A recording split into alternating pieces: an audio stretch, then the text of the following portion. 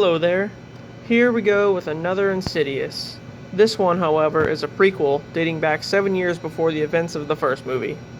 So this one starts off with Quinn, who's trying to contact her dead mother and reaches out to Elise for help.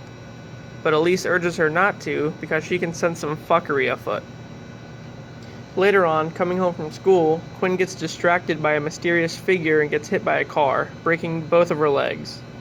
See, this is why they say look both ways. Come on, man. It's basic knowledge. Anyway, so now she's pretty much bedridden at home with her dad and brother, where she starts to experience paranormal shit and sees visions of a guy wearing a breathing mask. No, not Bane, damn it. This guy. He's older. It turns out he's the one who distracted her in the first place.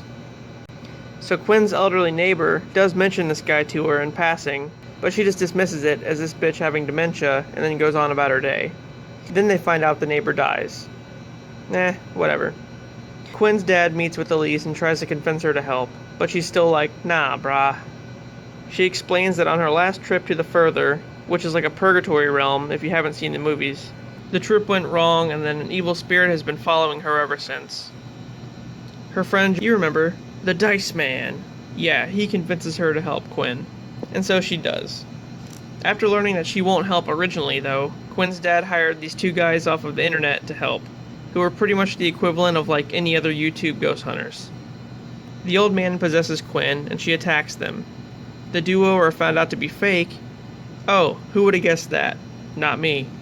But when Elise arrives, she enlists their help anyway, as she goes into the Further to confront the old man. Once there, she sees her late husband, who tries to get her to kill herself to be with him. But she quickly dismisses that as bullshit, realizing that's the old man in disguise. Well, duh, that's just movie logic. Elise rescues Quinn, but is confronted again by the old man, and she finds out that only Quinn can defeat him. Lily, Quinn's mother, appears out of nowhere and helps her. Together they pull the breathing mask off his face and he basically suffocates. Wait a minute.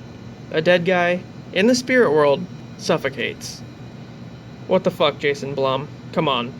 Anyway, so after that, it's a happy ending, blah blah blah. Quinn is back to normal. I mean, aside from her legs being all fucked up or whatever. And Elise teams up with the two fake paranormal guys, and that's why we see them as a team in part 1.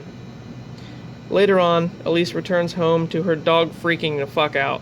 I mean, usually when dogs are barking in a blank corner of the room, it's never a good sign.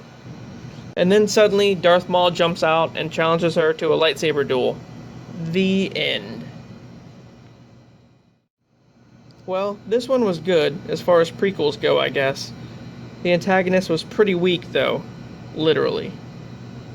Alright, next time, let's check out The Last Key, and I'll see you then.